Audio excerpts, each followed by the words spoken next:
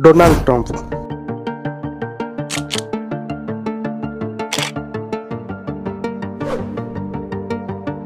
Thousands of friends in this incredible movement. This was a movement. अमेरिकार 47तम बा वर्तमान राष्ट्रपति। यह पूर्व मध्य से 2017 रु 2021 पर्यंत अमेरिकार 45तम राष्ट्रपति रही सारी।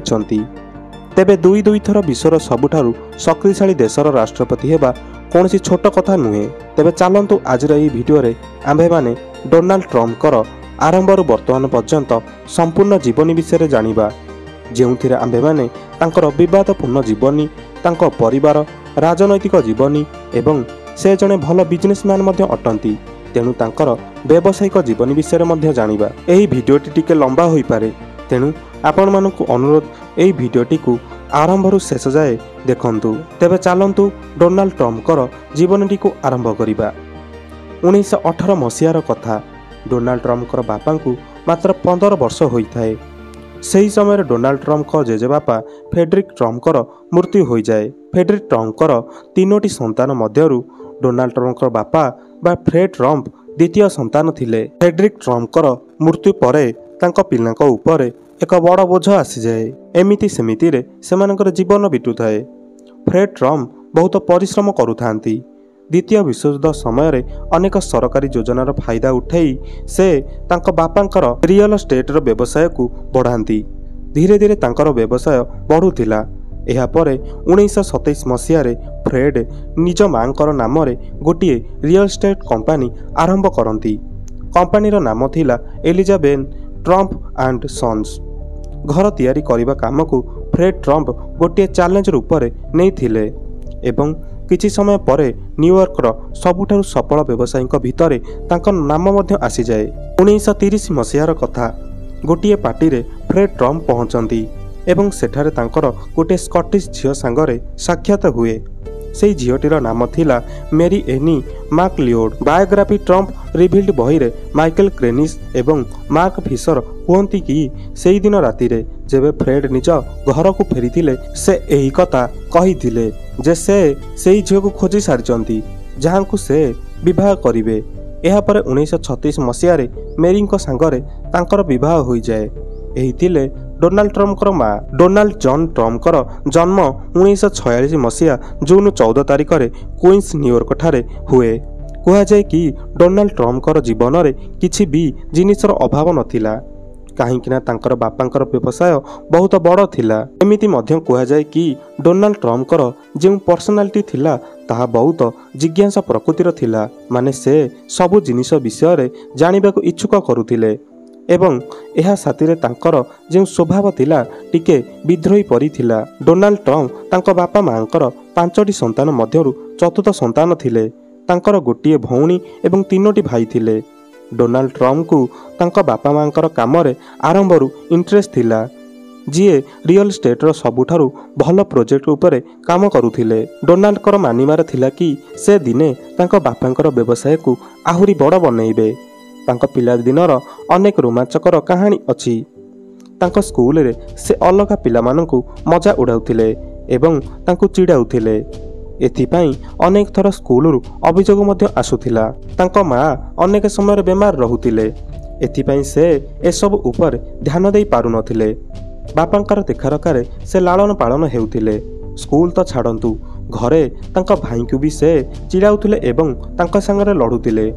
एही स्वभाव कारणरू तांको बापा डोनाल्ड ट्रम्प को मात्र 13 वर्ष बयस रे न्यूयॉर्कर मिलिटरी एकाडेमी रे छाड़ी देले। एमितिरे ट्रम्प को ऊपर पुस्तक लिखिथिबा डिमोथी ओब्राहम कहती कि ट्रम्प को निजर मिलिटरी एकाडेमी स्कूल विषय रे आलोचना करबाकू बहुत भल लगे। कहती कि जेबे से मिलिटरी स्कूल रे पहुंचीथिले लाइन रे बाहर को बाहरिबा समय रे तांको किए चाप्टा मारी देथिला। एही प्रकारर अनेक इंटरेस्टिंग घटना अछि जहाँ तांको सांगरे अनेक होईछि। ट्रम्पकर बायोग्राफी लिखिथिबा मार्क फिशरଙ୍କ अनुसार डोनाल्ड ट्रम्प मिलिटरी स्कूल रे भी निज सांगरे पढुथिबा पिलांकु डराउथिले एवं तांको ऊपर चिल्लाउथिले। एमितिरे सेठारु तांको बहुत किछि शिखिबाकु मध्य मिलिथिला। सेठारे से डिसिप्लिन मध्य शिखिले। कहा जाए कि डोनाल्ड ट्रम्प भितर ଯେଉଁ ଲିଡରସିପ୍ କ୍ୱାଲିଟି ଅଛି ସେ ଏହା ମଧ୍ୟ ସେଠାରୁ ଶିଖିଥିଲେ। ଏହି ଅନୁଭୂତି ତାଙ୍କ ଜୀବନର ଗୋଟିଏ ଭାଗ ହୋଇ ରହିଯାଇଥିଲା, ଯାହା ତାଙ୍କର ଆତ୍ମବିଶ୍ୱାସ ବଢ଼ାଇଲା। ହାଇସ୍କୁଲ ପରେ ଟ୍ରମ୍ପ ଫୋର୍ଡାମ୍ ୟୁନିଭର୍ସିଟିରେ 2 ବର୍ଷ ପଢ଼ିଲେ। ପୁଣି ପରେ ସେ ପେନ୍ସିଲଭାନିଆ ୟୁନିଭର୍ସିଟିର ୱାଟନ୍ ସ୍କୁଲ ଅଫ୍ ଫାଇନାନ୍ସରେ ଟ୍ରାନ୍ସଫର ହୋଇଗଲେ। ସେଠାରୁ ସେ 1968 ମସିହାରେ ଗ୍ରାଜୁଏସନ୍ କରିଲେ। କଲେଜର ପାଠପଢ଼ା ପୂରା କରିବା ପରେ ସେ ତାଙ୍କର ବାପାଙ୍କ ବ୍ୟବସାୟରେ ପାଦ ରଖିଲେ ଏବଂ ଏହାକୁ ନୂଆ ରୂପରେ ଅନେକ ଉପରକୁ ନେଇଯିବାର ଆଶା ରଖିଲେ। ଟ୍ରମ୍ପ ଆରମ୍ଭରେ ନ୍ୟୁୟର୍କ ସହରର ରିଅଲ୍ ଏଷ୍ଟେଟ୍ ପ୍ରୋଜେକ୍ଟରେ ନିଜ ବାପାଙ୍କୁ ସାହାଯ୍ୟ କରିବା ଆରମ୍ଭ କରିଦେଲେ, କିନ୍ତୁ ତାଙ୍କ ମନରେ ସଦାବେଳେ ଏହା ଇଚ୍ଛା ରହୁଥିଲା କି ଏହି ବ୍ୟବସାୟକୁ ଆହୁରି ଅଧିକ ବଡ଼ କରିବା। ସେ ନ୍ୟୁୟର୍କରେ ବଡ଼ ବଡ଼ ପ୍ରୋଜେକ୍ଟର ଯୋଜନା ତିଆରି କଲେ ଏବଂ ରିଅଲ୍ ଏଷ୍ଟେଟ୍ରେ ନିଜର ଗୋଟିଏ ନୂଆ ସାମ୍ରାଜ୍ୟ ଠିଆ କରିବାର ନିଷ୍ପତ୍ତି ନେଲେ। 1970 ମସିହାର କଥା, ଯେବେ ଟ୍ରମ୍ପ ନିଜ ବାପାଙ୍କର ବ୍ୟବସାୟକୁ ଟ୍ରମ୍ପ ଅର୍ଗାନାଇଜେସନ ନାମ ଦେଲେ ଏବଂ ନିଜକୁ ବଡ଼ ପ୍ରୋଜେକ୍ଟରେ ସମ୍ପୂର୍ଣ୍ଣ ଭାବରେ ଜଡ଼ିତ କରିଦେଲେ। ସେ ମାନହାଟିଂରେ ବିଳାସପୂର୍ଣ୍ଣ ଏବଂ ବଡ଼ ବିଲ୍ଡିଂ ତିଆରି କଲେ ଏବଂ ନିଜର ବ୍ରାଣ୍ଡିଂକୁ ଖାସ୍ ବନେଇଲେ, ଯାହାଦ୍ୱାରା ସମସ୍ତଙ୍କର ନଜର କେବଳ ଟ୍ରମ୍ପଙ୍କର କାମରେ ରହିଥିଲା। 1980 ମସିହାରେ ଟ୍ରମ୍ପଙ୍କର ନାମ ଟ୍ରମ୍ପ ଟାୱାର ଏବଂ ଟ୍ରମ୍ପ ପ୍ଲାଜା ଯେପରି ପ୍ରୋଜେକ୍ଟ ଫଳରେ ଦେଶସାରା ଜାଣିବାକୁ ଲାଗିଲା।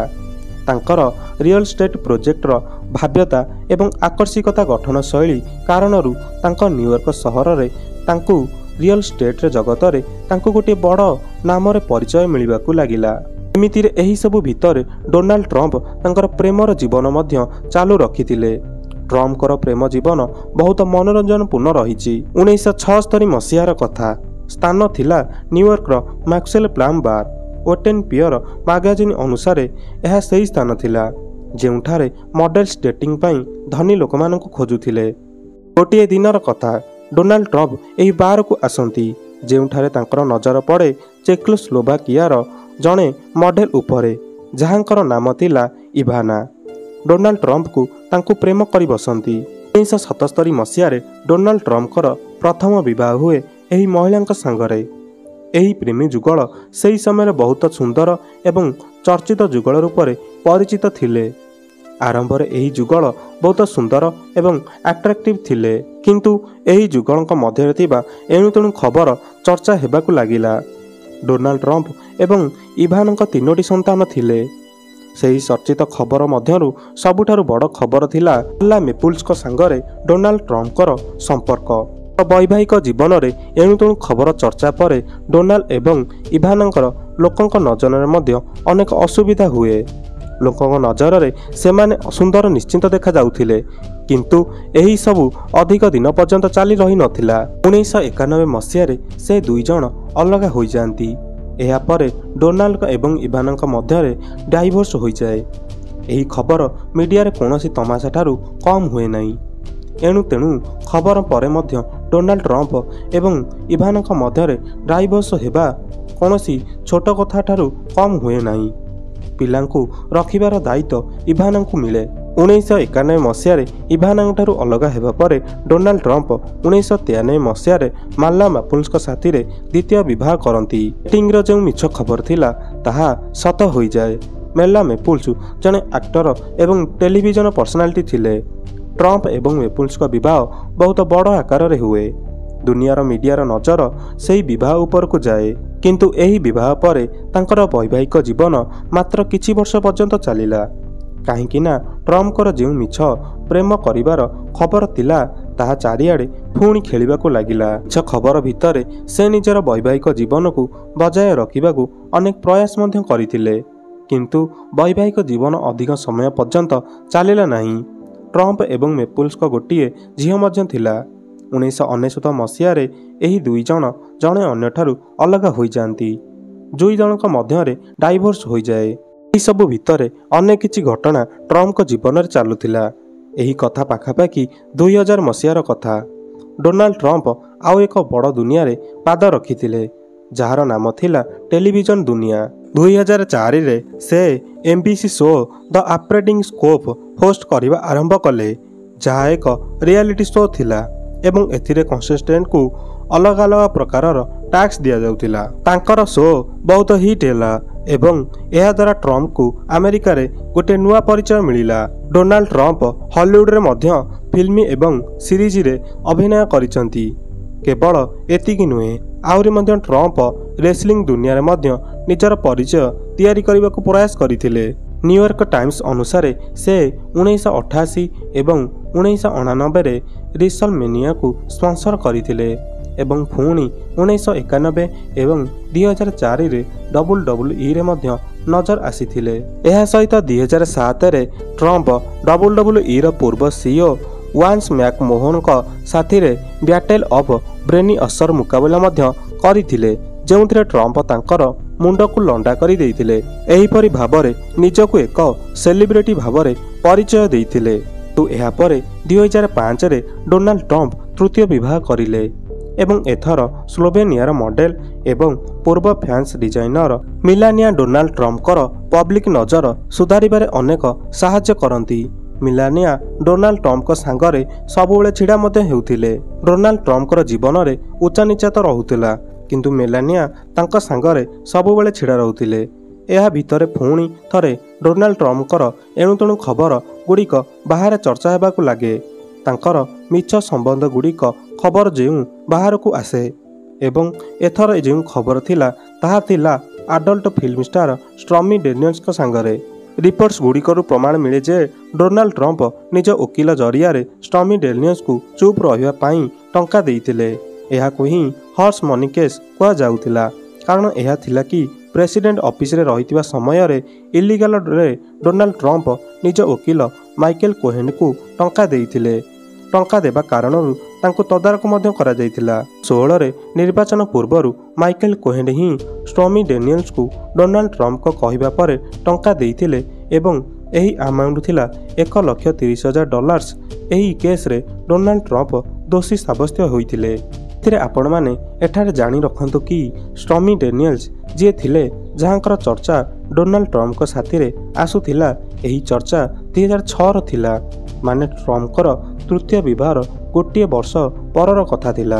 ସେହି ସମୟ ଥିଲା ଯେବେ ମେଲାନିଆ ଟ୍ରମ୍ପ ନିଜର ସନ୍ତାନକୁ ଜନ୍ମ ଦେଇଥିଲେ ଏବଂ ଟ୍ରମ୍ପ ବି ଏହି ଘଟଣାକୁ ମିଛ ବୋଲି କହୁଥିଲେ।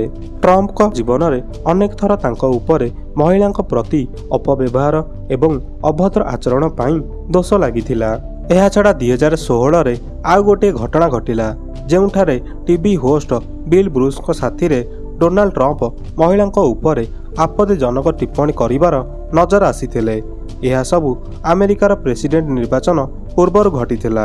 ରାଜନୀତିରେ ଡୋନାଲ୍ଡ ଟ୍ରମ୍ପ ଆରମ୍ଭରୁ ଯେଉଁ ଅନୁଭବ ଥିଲା ତାହା ବହୁତ ଶକ୍ତିଶାଳୀ ନଥିଲା, କିନ୍ତୁ ତାଙ୍କୁ ସବୁବେଳେ ରାଜନୀତିରେ ଇଚ୍ଛା ଥିଲା।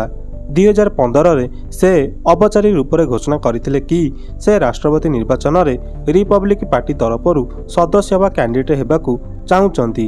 ତାଙ୍କର ଏହି ଘୋଷଣା ଦେଶସାରା ହଲଚଲ କରିଦେଲା, କାହିଁକି ନା ତାଙ୍କର ନିର୍ବାଚନର ପ୍ରଚାର ଶୈଳୀ ବହୁତ ବଢ଼ିଆ ଥିଲା। 2016ରେ ଡୋନାଲ୍ଡ ଟ୍ରମ୍ପ ହିଲାରୀ କ୍ଲିଣ୍ଟନଙ୍କୁ ହରାଇ ଆମେରିକାର 45ତମ ରାଷ୍ଟ୍ରପତି ରୂପରେ ଶପଥ ନେଇଥିଲେ। ତାଙ୍କର ରାଷ୍ଟ୍ରପତି କାର୍ଯ୍ୟକାଳରେ ଆମେରିକାରେ ଅନେକ ଅଦଳବଦଳ ଦେଖିବାକୁ ମିଳିଲା ଏବଂ ତାଙ୍କର ଛବି ଗୋଟିଏ ଦୃଢ଼ ନେତା ରୂପରେ ନଜର ଆସିଥିଲା। ଅନେକ ବିବାଦ ମଧ୍ୟ ଏଥିରେ ସାମିଲ ମଧ୍ୟ ରହିଛି। ତାଙ୍କର ରାଷ୍ଟ୍ରପତି ଶାସନ କାଳ ପୁରା ହେବା ପରେ ଯେବେ 2020ରେ ଜୋ ବାଇଡେନ୍ଙ୍କୁ ଆଗକୁ ରାଷ୍ଟ୍ରପତି ଯେବେ ବଛାଗଲା ଏବଂ ଏହିସବୁ ଚାଲିଥିବା ସମୟରେ 6 ଜାନୁଆରୀ 2021ରେ ଆମେରିକାର ସଂସଦ କ୍ୟାପିଟାଲ ହିଲ୍ ୱାସିଂଟନ ଡିସିରେ ଦ୍ୱିପହର ପାଖାପାଖି ଏକଟା ସମୟରେ ହଜାର ସଂଖ୍ୟକ ପାଖାପାଖି ଲୋକ ଭିଡ଼ ହୋଇ ବାରିକେଡ୍ ଭାଙ୍ଗି ଆମେରିକାର ସଂସଦରେ ପଶିଯାଆନ୍ତି। ଏହି ପ୍ରକାରର ଦୃଶ୍ୟ ଆମେରିକାର ଇତିହାସରେ କେବେ ଦେଖାଯାଇନଥିଲା। ଲୋକଙ୍କ ପାଖରେ ହତିଆର ଥିଲା ଏବଂ ଏହି ପ୍ରଦର୍ଶନକାରୀ ନିଜର ମନମାନି କରୁଥିଲେ। ଉଦ୍ଦେଶ୍ୟ ସଫା ଥିଲା, କାହିଁକି ନା ଏହାର କିଛି ସମୟ ପୂର୍ବରୁ ହିଁ ଆମେରିକା ନିର୍ବାଚନ ଶେଷ ଘୋଷଣା କରାଯିବାର ଥିଲା। ଏହି ପ୍ରଦର୍ଶନକାରୀଙ୍କୁ ଯେଉଁଠାରେ ଜାଗା ମିଳୁଥିଲା ସେଉଠାରେ ଲୁଚୁଥିଲେ। ଆମେରିକାର ଯେଉଁ ଉପରାଷ୍ଟ୍ରପତି ଥିଲେ ମାଇକ୍ ସ୍ପେନ୍ସଙ୍କୁ ସେହି ସମୟରେ ତାଙ୍କୁ ଅନେକ ସୁରକ୍ଷାର ସହିତ ସଂସଦରୁ ବାହାର କରାଯାଉଥିଲା। ପାଖାପାଖି 4 ଘଣ୍ଟା ପର୍ଯ୍ୟନ୍ତ ଆମେରିକାର ସଂସଦରେ ହଙ୍ଗାମା ଚାଲି ରହିଲା। କାରଣ ଥିଲା ଡୋନାଲ୍ଡ ଟ୍ରମ୍ପଙ୍କ ନିର୍ବାଚନରେ ହାରିଛନ୍ତି। ଏହି ଭିଡ଼ ଡୋନାଲ୍ଡ ଟ୍ରମ୍ପଙ୍କର ସମର୍ଥନରେ ଥିଲା। ଏମାନେ ଚାହୁଁଥିଲେ କି ଡୋନାଲ୍ଡ ଟ୍ରମ୍ପ ରାଷ୍ଟ୍ରପତି ପଦବୀରୁ ହଟନ୍ତୁ ନାହିଁ। ଏହି ହଙ୍ଗାମାର ଆରମ୍ଭ ଗୋଟିଏ ଭାଷଣରୁ ହୋଇଥିଲା, ଯେଉଁଠାରେ ସେ ଦାବି କରିଥିଲେ କି ଏହି ନିର୍ବାଚନରେ କିଛି ଗଡ଼ବଡ଼ ଅଛି। ଏହାର 4 ବର୍ଷ ପରେ ଡୋନାଲ୍ଡ ଟ୍ରମ୍ପ ପୁଣି କ୍ୟାମ୍ପେନ୍ସ କରିବା ଆରମ୍ଭ କଲେ। ପ୍ରଥମେ ତାଙ୍କର କମ୍ପିଟିସନ ଜୋ ବାଇଡେନଙ୍କ ସହିତ ଥିଲା, କିନ୍ତୁ ପରେ ସେ ନିଜର ହାତ ପଛକୁ କରିଲେ ଏବଂ କମଲା ହାରିସ୍ଙ୍କୁ କ୍ୟାଣ୍ଡିଡେଟ୍ ଛିଡ଼ା କଲେ। କମଲା ହାରିସ୍ଙ୍କ ସହିତ ଡୋନାଲ୍ଡ ଟ୍ରମ୍ପଙ୍କର ଅନେକ ଟକ୍କର ମଧ୍ୟ ହୋଇଛି। କ୍ୟାମ୍ପେନ୍ ସମୟରେ ଡୋନାଲ୍ଡ ଟ୍ରମ୍ପଙ୍କ ଉପରେ ଗୁଳି ବି ଚାଲିଥିଲା, କିନ୍ତୁ ଟ୍ରମ୍ପ ଅଳ୍ପକେ ବଞ୍ଚିଯାଇଥିଲେ। କିନ୍ତୁ ଯେପରି ଆପଣମାନେ ପୁରା କାହାଣୀରେ ଶୁଣିଲେ କି ଟ୍ରମ୍ପଙ୍କର ବ୍ୟକ୍ତିତ୍ୱ କେବେ ବି ହାର ମାନିବାର ନଥିଲା, ତେଣୁ ସେ ନିର୍ବାଚନରେ ଲଢ଼ିଲେ ଏବଂ ପୁନର୍ବାର ଆମେରିକାର 47ତମ ରାଷ୍ଟ୍ରପତି ହେଲେ। ତ ଦର୍ଶକ ବନ୍ଧୁ, ଯଦି ଆପଣମାନଙ୍କୁ ଏହି ଭିଡ଼ିଓଟି ଇନଫର୍ମେଟିଭ୍ ଲାଗିଲା ତେବେ ଭିଡ଼ିଓଟିକୁ ଲାଇକ୍ ସେୟାର କରନ୍ତୁ ଏବଂ ଚ୍ୟାନେଲଟିକୁ ସବସ୍କ୍ରାଇବ୍ କରିଦିଅନ୍ତୁ।